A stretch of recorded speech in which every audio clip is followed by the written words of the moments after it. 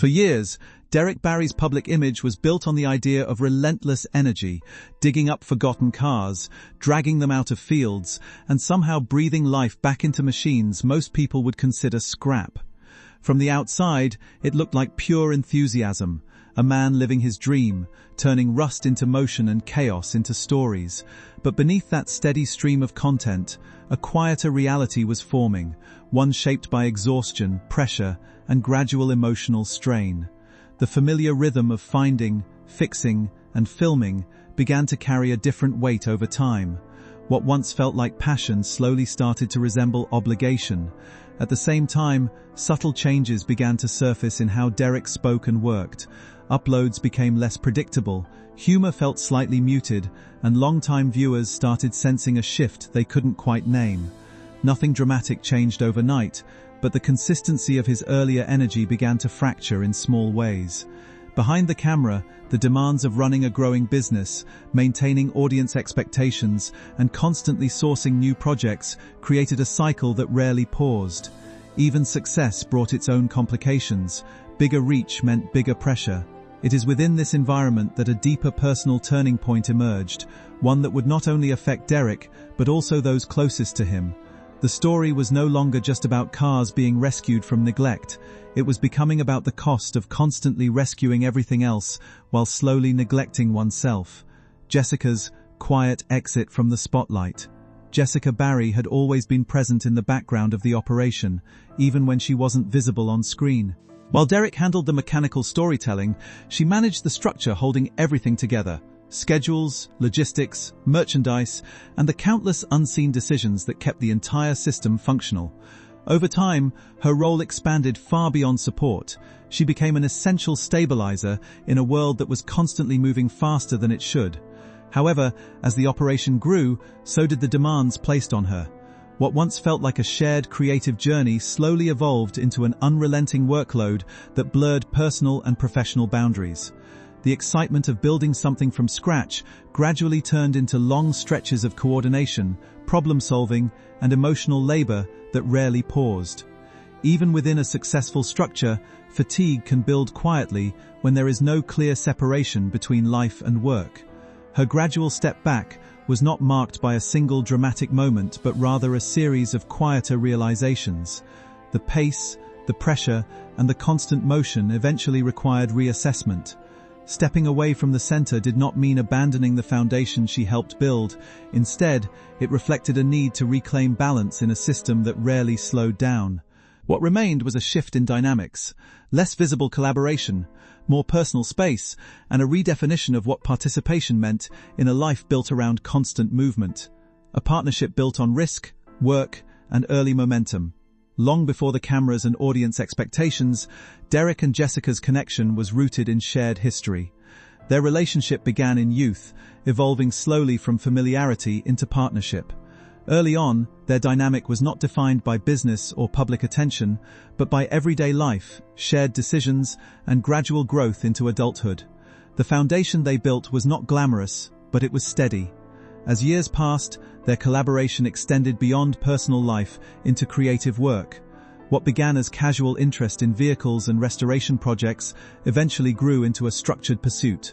Old cars became more than hobbies, they became projects, challenges, and shared goals. Each recovery attempt, whether successful or not, added another layer to their evolving partnership. Their early journey was marked by experimentation and uncertainty. There were failures, unexpected costs, and projects that did not go as planned. Yet even those setbacks contributed to a growing sense of direction. They learned to adapt quickly, solve problems under pressure, and rely on each other in different ways as responsibilities increased.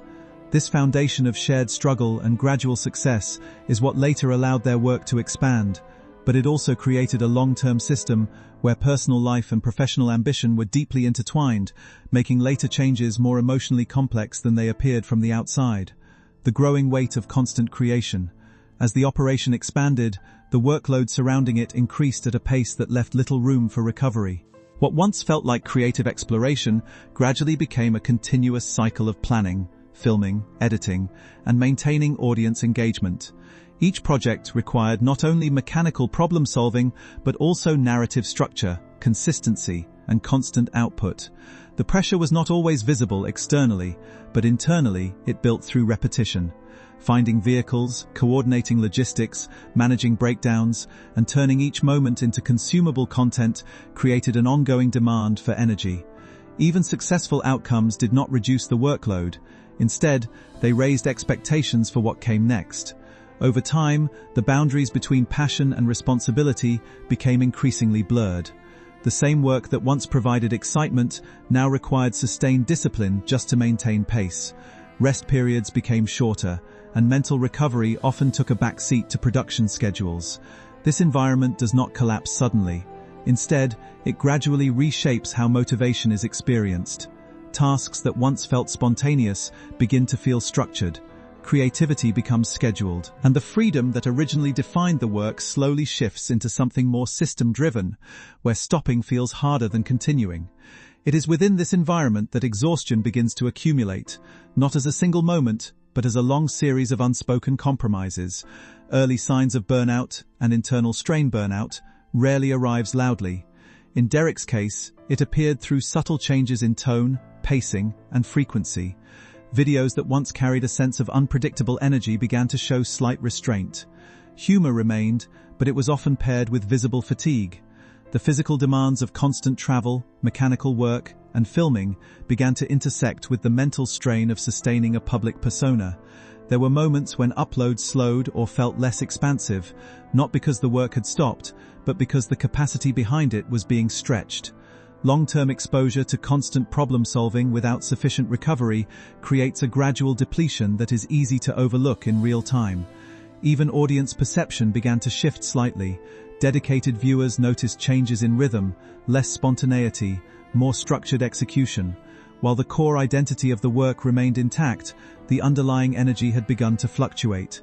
Burnout in such environments is often complicated by responsibility. When a system depends on continuous output, stepping back is not a simple decision. The pressure to maintain consistency often competes directly with the need for rest. This tension creates a cycle where slowing down feels difficult, even when it becomes necessary. These early signs were not breakdowns, but indicators of a system approaching its limits. Relocation, reinvention, and the search for balance. A major geographical shift later added another layer to this evolving situation. Moving from a colder, restrictive environment to a warmer, more flexible one was often framed externally as a logistical or lifestyle improvement. On the surface, it offered more workable conditions for year-round activity and production.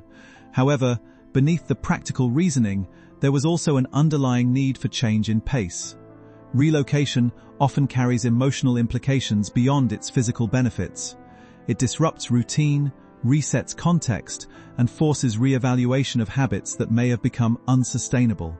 The new environment offered space, but also reflection. With that came awareness of how much had been accumulated over time: projects, expectations, responsibilities, and unprocessed fatigue. Even in a better setting, unresolved pressure does not disappear automatically, it simply becomes more visible. Reinvention in this sense was not about abandoning work but about adjusting its structure. The goal gradually shifted from maximizing output to sustaining longevity. That subtle change in perspective marked an important transition in how daily life and creative work were approached. It was not a resolution, but a recalibration, an attempt to find stability within a system that had grown far larger than its original design. The turning point of physical and emotional limits. A defining moment in any long-running, demanding lifestyle is the point where physical limitation intersects with emotional fatigue. For Derek, this emerged through a combination of injuries, mechanical setbacks, and increasing unpredictability in field conditions. Physical strain from demanding environments compounded existing mental exhaustion. In high-pressure work involving travel, machinery, and constant adaptation, the body often becomes the first indicator of overload. Recovery becomes slower, focus becomes harder to maintain, and decision-making begins to require greater effort. These changes are not immediate crises but gradual warnings. Emotionally, the accumulation of responsibility also reached a tipping point. Maintaining consistency in both personal identity and public expectation created competing demands. The need to remain reliable conflicted with the need to recover, creating internal tension that persisted over time. This intersection of physical and emotional strain often forces re-evaluation. It does not necessarily end the work, but it changes how it is approached. Tasks become more deliberate, risks are weighed more carefully. The pace shifts from aggressive pursuit to measured continuation. This stage is not collapse, it is limitation becoming undeniable. Theft, loss, and the fragility of control. One of the most destabilizing experiences in this period came not from mechanical failure, but from external loss. The theft of valuable equipment represented more than material damage. It disrupted the sense of control that had been carefully built over years. In environments where so much depends on preparation, tools, and continuity, losing critical components creates both practical and emotional disruption. It interrupts workflow, delays plans, and introduces uncertainty into systems that rely on consistency. What made the situation more impactful was the violation of trust it represented. Spaces that were assumed to be secure no longer felt predictable. That shift alters how future decisions are made, often introducing caution where there was previously confidence. However, the response from the broader community added an unexpected dimension. Support from viewers demonstrated how deeply the work had resonated beyond entertainment. It revealed a shared investment in the process itself, not just the outcomes. Loss in such contexts becomes layered. It is not only about what is taken, but also about what is reaffirmed in response. Family stability, amid continuous pressure. Throughout these changes, family remained a stabilizing factor within an otherwise unpredictable environment. Jessica's behind-the-scenes involvement and the presence of their children provided continuity outside of the production cycle. This grounding influence helped maintain perspective during periods of heightened pressure. However, even strong family systems are affected by prolonged imbalance between work and rest. When professional demands expand significantly, personal time becomes compressed. This creates strain that does not always appear immediately, but builds gradually over time. Despite this, the family structure also provided resilience. Shared understanding of the work's demands allowed for adaptation, even when conditions were difficult. Moments of normalcy became increasingly valuable, serving as contrast to the intensity of public-facing responsibilities. Family did not remove pressure, but it helped contextualize it. It served as a reminder that identity extends beyond output, and that sustainability requires more than constant productivity. This grounding influence played a crucial role in maintaining direction during uncertain phases. Rumors, public perception, and invisible pressure. As visibility increased, so did external interpretation. Audience speculation, online discussion, and misinformation occasionally created narratives disconnected from reality. This is a common byproduct of public-facing work, where limited information is often expanded into assumptions. Even harmless jokes or offhand comments were sometimes misinterpreted, generating unnecessary speculation. While most of this remained background noise, the cumulative effect of constant external interpretation adds another layer of pressure. Managing perception becomes its own form of labor. Every action is observed, analyzed, and sometimes reframed. Over time, this can influence how freely decisions are made, as awareness of audience interpretation becomes part of the process. For creators operating in such environments, maintaining authenticity while navigating public expectation becomes an ongoing balance. Too much explanation can create distraction, while too little can lead to misunderstanding. This invisible layer of pressure often goes unnoticed but plays a significant role in long-term sustainability.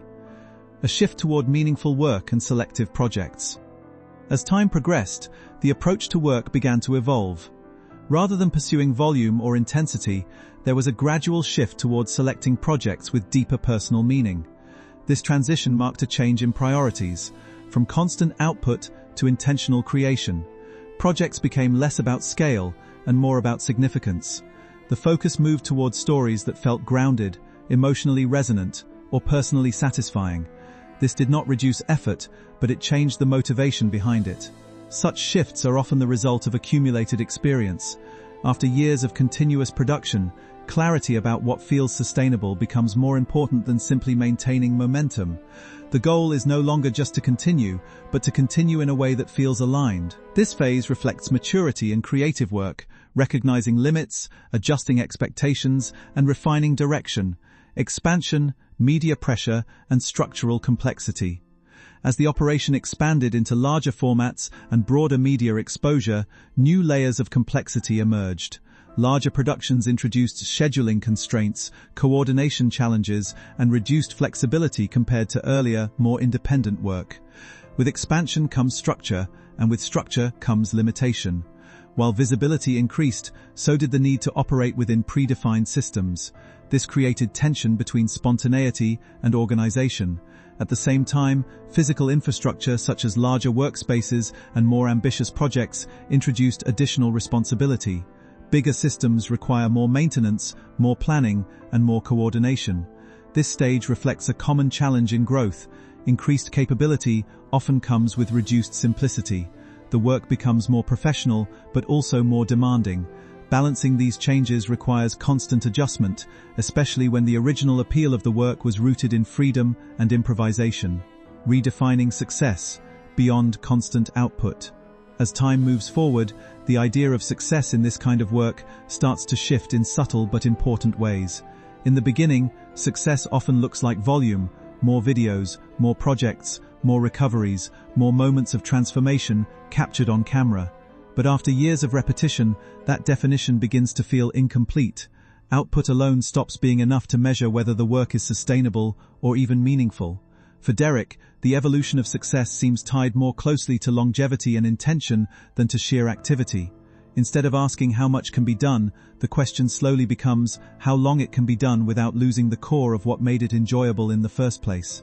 That change in perspective is not dramatic, but it reshapes every decision that follows. A project is no longer just an opportunity for content. It becomes something evaluated for its emotional weight, practical demands, and long-term value.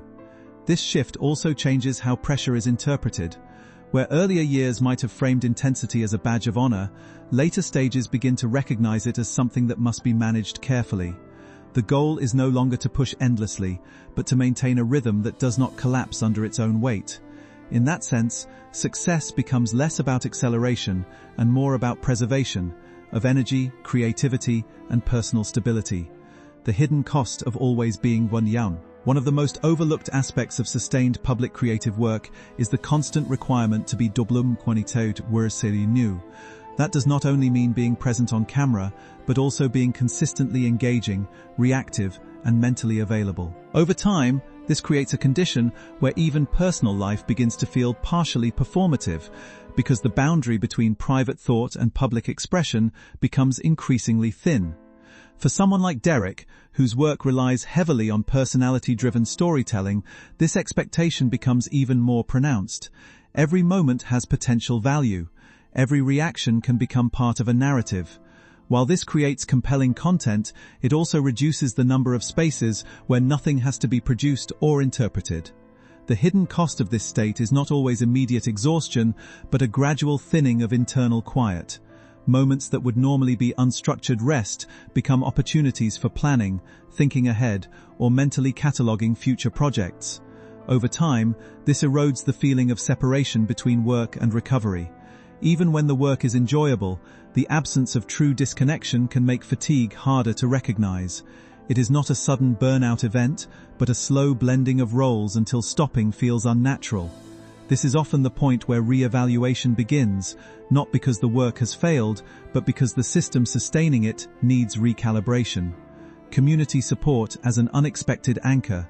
Amid the pressure, uncertainty, and occasional setbacks, one of the most stabilizing forces has been the audience itself. What began as a viewership gradually evolved into a community that feels personally invested in the process, not just the outcomes. This type of connection is rare, and it carries emotional weight on both sides. When challenges arise, whether mechanical failures, theft, or burnout, audience response often becomes more than passive observation. In some cases, it transforms into active support, demonstrating a level of engagement that goes beyond entertainment. This creates a feedback loop where the creator is reminded that the work has meaning outside of production metrics. However, this support also adds complexity. Knowing that people are emotionally invested can create additional pressure to continue, even during periods where stepping back might be healthier. The desire not to disappoint an audience can sometimes conflict with personal limits, especially when the audience itself is supportive and encouraging continuation. Still, the positive side of this dynamic is significant. It provides reassurance during difficult phases and reinforces the idea that the work has real impact. In moments of doubt, that connection can serve as a reminder that the effort is not isolated, even when the work itself feels solitary. When passion starts competing with sustainability. At the core of this entire journey lies a tension that is difficult to resolve, the conflict between passion and sustainability. Passion drives the work forward, fuels creativity, and sustains effort during difficult projects. But sustainability requires limits, pacing, and the ability to pause when necessary. When both exist in the same system, they often begin to compete. For Derek, this tension becomes visible in the balance between wanting to take on ambitious recoveries and recognizing the physical and mental costs associated with them. The most challenging projects are often the most compelling, but they also require the most energy, preparation, and recovery time afterward. Over time, this creates a cycle where the most exciting work is also the most draining. Sustainability does not mean reducing ambition entirely, it means restructuring how ambition is approached. Instead of constantly operating at maximum intensity, there is a growing need to alternate between high demand and lower demand phases. Without that balance, even successful systems begin to degrade internally. This is where many long-term creators face critical decisions. Continuing at full intensity may produce strong short-term results, but it risks long-term stability. Adjusting pace may feel like slowing down, but it often preserves the ability to continue at all. The challenge lies in finding a balance that honors both passion and endurance without allowing one to completely overwhelm the other. An ongoing journey without a clear finish line. Looking at the full arc of this story, it becomes clear that there is no definitive endpoint. Instead, there is an ongoing process of adjustment, reflection, and adaptation. The work continues, but its meaning evolves over time. What began as exploration has become a long-term practice shaped by experience, responsibility, and changing personal priorities. Derek's path reflects something larger than a single career trajectory. It represents the reality of sustained creative labor in a public space, where personal life, professional identity, and audience expectation all overlap. In such a structure, there is rarely a clean break or final resolution. Instead, there are phases: expansion, pressure, fatigue, recalibration, and renewed direction. Jessica's shift away from constant involvement adds another layer to this ongoing evolution. It reflects how roles within such systems naturally change as demands increase and personal needs shift. Nothing remains static, and adaptation becomes a necessary part of survival within the structure itself. Ultimately, the story remains open-ended. The road continues, but its shape changes over time.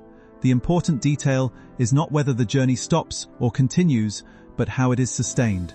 In that sense, the future is not a conclusion, it is a continuation shaped by every decision made along the way. Conclusion: the unfinished road ahead. What emerges from this entire trajectory is not a collapse or an ending, but an ongoing negotiation between ambition, sustainability, and personal well-being.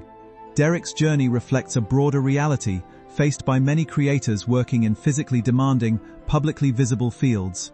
Success does not eliminate strain, it often intensifies it. Jessica's gradual step back, the accumulation of workload, the effects of burnout, and the unpredictability of external events all contribute to a complex environment where adaptation becomes essential.